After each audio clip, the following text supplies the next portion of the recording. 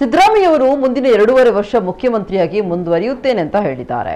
ಅಧಿಕಾರವನ್ನ ಕಾಲಿನಿಂದ ಒದ್ದು ತೆಗೆದುಕೊಳ್ಳುತ್ತೇನೆ ಎಂದಿರುವ ಡಿಕೆ ಶಿವಕುಮಾರ್ ಮಾತು ನನಗೆ ನೆನಪಿದೆ. ಅವರು ಅಧಿಕಾರವನ್ನ ಸಹಜವಾಗಿ ಪಡೆಯುತ್ತಾರೆಯೇ ಅಥವಾ ಒದ್ದು ತೆಗೆದುಕೊಳ್ಳುತ್ತಾರೆ ಎಂಬುದನ್ನು ರಾಜ್ಯದ ಜನರು ನಿರೀಕ್ಷೆಯಿಂದ ನೋಡ್ತಾ ಇದ್ದಾರೆ ಅಂತ ರಾಜ್ಯ ಬಿಜೆಪಿ ಪ್ರಧಾನ ಕಾರ್ಯದರ್ಶಿ ಶಾಸಕ ವಿ ಸುನಿಲ್ ಕುಮಾರ್ ತಿಳಿಸಿದ್ದಾರೆ. ಉಡುಪಿಯಲ್ಲಿ ಸುದ್ದಿಗಾರರೊಂದಿಗೆ ಮಾತನಾಡಿದ ಅವರು, ನವೆಂಬರ್ ಕ್ರಾಂತಿ ಕಂಪನ ಕಾಂಗ್ರೆಸ್ನ ಒಳಗೆ ಆಗಲಿ, ರಾಜ್ಯದ ಜನತೆಗೆ ತೊಂದರೆ ಆಗದಿರಲಿ ಎಂಬುದು ನಮ್ಮ ಆಶಯ. ಈ ಡೊಂಬರಾಟ ನೋಡಿ ಸಾಕಾಗಿದೆ. ಬಿಜೆಪಿ ಚುನಾವಣೆಗೆ ಹೋಗಲು ಸಿದ್ಧತೆ ಮಾಡಿಕೊಳ್ಳುತ್ತಿದೆ.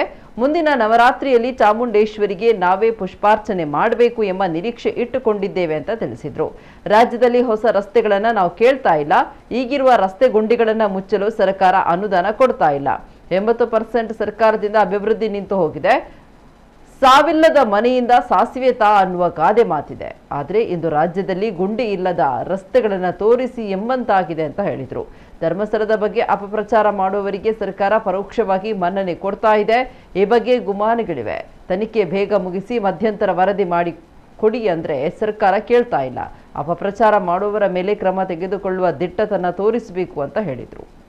ಸಿದ್ದರಾಮಯ್ಯನವರು ನಾನು ಮುಂದಿನ 2.5 ವರ್ಷ ಮುಂದುವರಿತೀನಿ ಎನ್ನುವಂಥ ಮಾತನ್ನು ಅವ್ರು ಹೇಳಿದ್ದಾರೆ. ನನಗೆ ಡಿ ಕೆ ಶಿವಕುಮಾರ್ ಅವರು ಆಪ್ತ, ಹಾಗಾಗಿ ನನಗೆ ಅವ್ರ ಬಗ್ಗೆ ಅನುಕಂಪ ಬರ್ತಾ ಇದೆ. ಅವರು ಅಧಿಕಾರವನ್ನು ಕಾಲಿನಿಂದ ಒದ್ದು ತೆಗೆದುಕೊಳ್ತೀವಿ ಅಂತ ಹೇಳಿರುವಂಥ ಮಾತು ಕೂಡ ನನಗೆ ನೆನಪಿದೆ. ಆ ಹಿನ್ನೆಲೆಯಲ್ಲಿ ಸಹಜವಾಗಿ ಅವರ ಅಧಿಕಾರವನ್ನು ಪಡಿತಾರೋ ಅಥವಾ ಅವರ ಸಹಜ ಗುಣ ಕಾಲಿನಿಂದ ಒದ್ದು ಅಧಿಕಾರ ಪಡಿತಾರೋ ಅನ್ನುವಂಥದ್ದನ್ನು ರಾಜ್ಯದ ಜನ ನಾವೆಲ್ಲರೂ ಕೂಡ ನಿರೀಕ್ಷೆ ಮಾಡ್ತಾ ಇದ್ದೀವಿ. ಒಟ್ಟಾರೆ ಈ ಕ್ರಾಂತಿ ಅಥವಾ ಈ ಕಂಪನ ಕಾಂಗ್ರೆಸ್ನೊಳಗೆ ಆಗಲಿ, ರಾಜ್ಯದ ಜನರಿಗೆ ಯಾವುದೇ ರೀತಿ ತೊಂದರೆ ಆಗದಂತೆ ಈ ಕಂಪನ ನಡೀಲಿ ಅಂತ ನಾನು ಆಶಿಸ್ತೇನೆ. ನಾವು ಈ ರಾಜಕೀಯ ದೊಂಬರಾಟದಲ್ಲಿ, ಈ ಕಂಪನದಲ್ಲಿ ಬಿಜೆಪಿ ಪಾತ್ರ ಇಲ್ಲ. ನಾವು ಈ ಸರ್ಕಾರ ಶೀಘ್ರವಾಗಿ ಪತನ ಆಗಬೇಕು.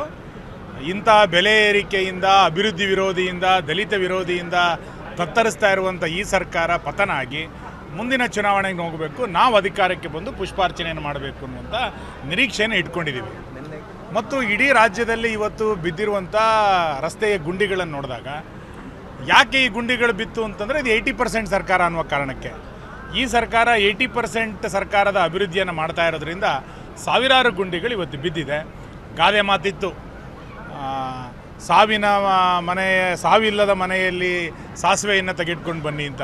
ಇವತ್ತು ಗುಂಡಿಗಳಿಲ್ಲದಂಥ ರಸ್ತೆಗಳು ಯಾವುದು ಅನ್ನುವಂಥ ಪರಿಸ್ಥಿತಿ ಕರ್ನಾಟಕದಲ್ಲಿ ನಿರ್ಮಾಣ ಆಗಿದೆ. ಇದಕ್ಕೆ ಕಾರಣ ಏನು ಅಂತ ಕೇಳಿದರೆ 80% ಸರ್ಕಾರ.